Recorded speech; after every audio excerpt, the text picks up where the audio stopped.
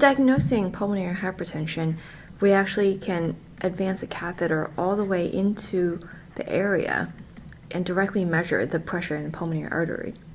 So really quickly, if we have our heart divided into the 4 chambers, the right atrium, right ventricle, left atrium, and left ventricle.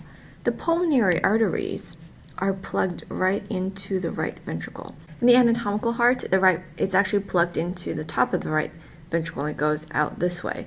But I've drawn it here just to show you that it's connected to the right ventricle. So this is our pulmonary artery. And the right side of the right atrium receives venous blood from the body. So what we can do is access this whole thing from the veins.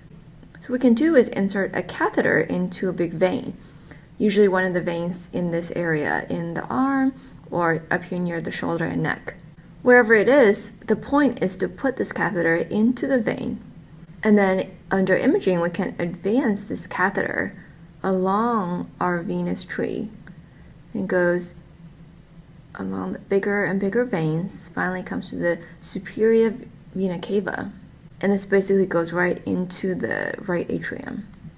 Now this catheter is designed specifically to measure pressure, and we can see the pressure in the right atrium, in the right ventricle, in the pulmonary artery, and we can even measure the left atrium. And these catheters are named after the people who came up with the technique, so they're called the Swan-Ganz Catheters.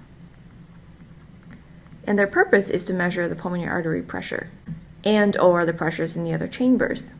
And this is basically diagnostic for pulmonary hypertension because we're just worried about if it crosses the threshold into abnormal. So for an adult living at sea level, let's be specific, the normal pulmonary artery pressure would be somewhere around 8 to 20. Notice how this is a lot less than the pressures on the systemic side. The left side of our heart has to deal with blood pressure levels, which is 120, 140 in some people. On the right side, we're pumping into an area that's normally 8 to 20 millimeters of mercury.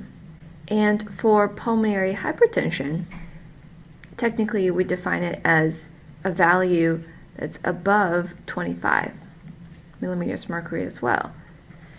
But this varies widely according to people. It can change based on altitude, it can change based on your height, a lot of different factors. But in general, the higher it is, then the more hypertensive we are.